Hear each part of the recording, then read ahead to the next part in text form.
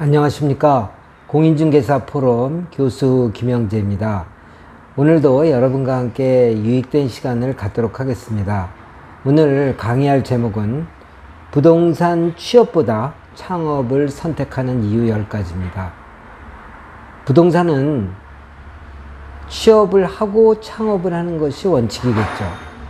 누구나 다 취업을 해서 일정한 경험을 쌓고 그 다음에 창업을 하고 싶어 합니다. 그런데 취업을 바로 하지 않고 창업으로 가는 이유, 창업을 선택할 수밖에 없는 10가지 이유가 있습니다. 그 해답을 여러분들에게 알려드리겠습니다. 잠시 후에 뵙도록 하겠습니다. 감사합니다.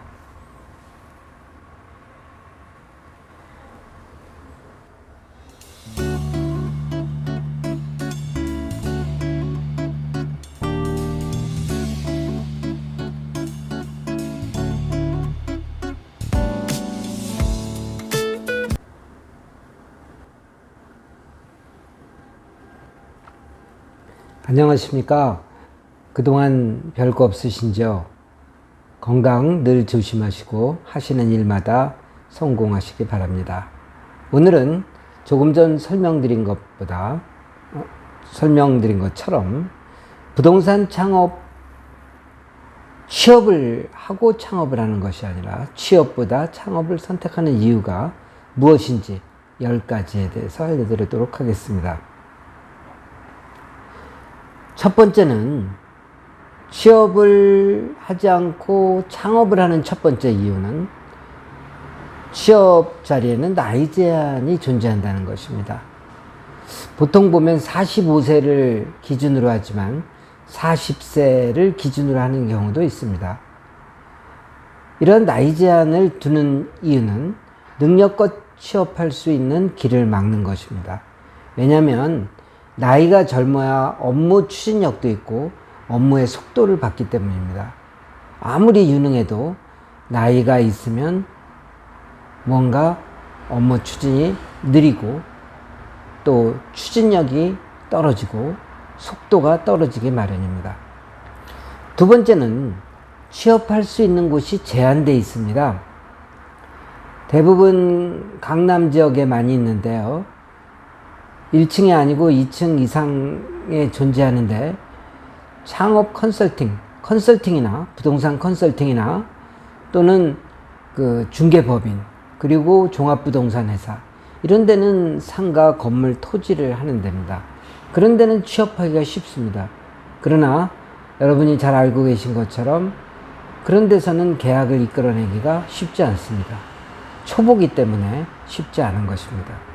그렇다면 1층에서 우리가 근무를 해야 되는데 1층은 아파트, 주택, 상가, 사무실 이런 것들 위주로 하는데 그런 것들에는 조금 여성들이 더 강하거나 아니면 젊은 사람들이 더 강한 경향을 보입니다.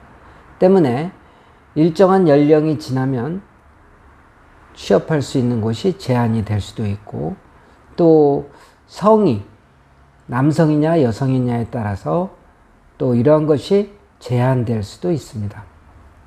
세 번째는 개업공인중개사와 소속중개사 간의 업무 갈등이 있을 수 있습니다.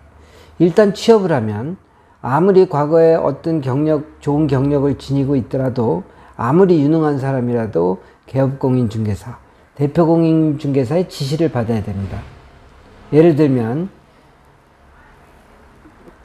소속공인중개사가 컴퓨터를 잘해서 유튜브나 블로그를 한다면 그런 걸 뭐하러 하느냐, 필요 없다, 다른 일이나 열심히 해라 이렇게 한마디 하면 의욕을 꺾어버리게 됩니다. 또 물건을 장부에다 적어서 엑셀로 정리해 놓으려고 하면은 뭘 그런 정리를 하느냐, 그냥 장부 그대로 쓰시라 이런 식으로 얘기하게 되면 그렇게 따를 수밖에 없는 한계를 지니고 있습니다. 그러다 보니 소속공인중개사로서는 자기의 소신을 펼칠 수가 없어서 창업 쪽으로 가는 것입니다. 네 번째는 소속공인중개사와 중개보조원 간, 또 소속공인중개사 간, 중개보조원 간 이런 갈등들이 있을 수 있다는 것입니다. 여러 명이 있다면은 2명 이상의 대표자 소속공인중개사가 있으면 경쟁이 치열해지고 계약 경쟁 또 수입 경쟁이 막 치열해지게 됩니다. 그러다면은 편법이 있게 되고 또 직원 간의 갈등 이런 것들이 있을 수 있습니다. 더구나 대표가 사장이 직원들을 한쪽을 편애한다면 또 그룹이 바로 갈릴 수도 있습니다. 이러한 한계 때문에 취직보다는 창업을 선택하게 되는 것입니다. 다섯 번째는 중개보수 체계가 미흡합니다. 중개업계는 봉급이 체계화되어 있는 것보다 좀 자기가 뛰는 대로 먹는 비율제 위주로 갑니다. 비율제 위주로 가다 보니 초보자들은 수입이 없을 수밖에 없는 구조입니다. 초보자들은 봉급을 선호하지만 가능한 아니면은 오너들은 봉급을 안 주는 방향으로 합니다. 그냥 뛴 대로 먹게. 그러다 보니까 수입이 잘 안 되니까 소신도 밝힐 수 없고 수입도 잘 안 되고 그러다 보니까는 중개업에 흥미를 잃을 수도 있습니다. 이러한 이유로 내가 직접 해서 수입을 만들어내겠다 하는 그런 창업 쪽으로 가게 됩니다. 여섯 번째는 취업을 하게 되면 직원 복지가 체계화되어 있지 않습니다. 우선 중개업은 근무 시간이 많습니다. 오전 10시부터 오후 6시까지 원칙이지만 6시 넘어서도 때로는 9시까지도 근무합니다. 때로는 휴일도 구분이 애매모호합니다. 공휴일도 애매모호합니다. 처음에 약속한 대로 잘 안 지켜지는 경우가 많다 보니 직원 복지에 대해서 믿을 데가 없습니다. 또 더구나 4대 건강보험도 안 들어줍니다. 그런 경우가 많죠. 또 소속 공인중개사 등록을 잘 안 해줍니다. 왜냐하면 너무 이직률이 높으니까 좀 근무하는 거 봐서 또 좀 똑똑하다, 말귀를 알아듣는다 이렇게 돼야 신고를 해줍니다. 그러다 보니 직원의 입장에서는 소속감이 없을 수 있습니다. 일곱 번째로 이직률이 높습니다. 직원 복지나 급여가 제대로 안 돼 있다 보니 보통 출근한 그 다음날 아니면 한 일주일, 3, 4일 근무하다 그만두는 경우가 많고 또 한 달 내로 대부분 그만두게 됩니다. 그러다 보니 취업을 하고 창업하려는 계획에 차질이 생길 수 있습니다.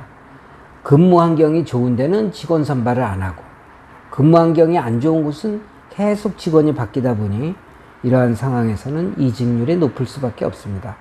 여덟 번째로 출퇴근 거리가 멀어 취업상의 애로가 발생합니다. 우선 취업 자리가 적으니까 집 근처에만 내가 선택적으로 취업 자리를 선호할 수가 없습니다. 때로는 30분, 1시간, 진짜 심한 경우엔 2시간도 차를 타고 가야 중개업소에 도착할 수 있는 경우가 있습니다.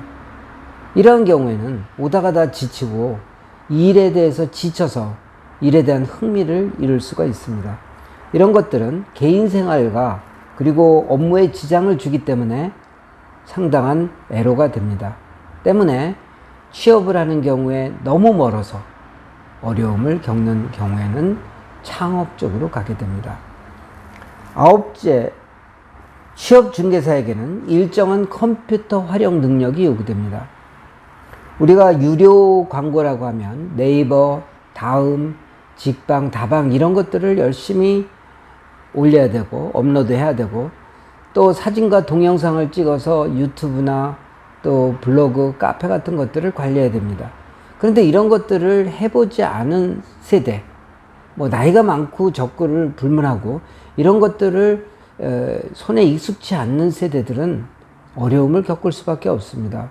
취업에서는 주로 이런 일들이 많은 부분을 차지하는데 바로 사장한테 인정을 받기가 힘든 것입니다. 그러다 보니 그냥 내가 잘하든 못하든 창업을 하자 이런 식으로 생각하게 되는 겁니다.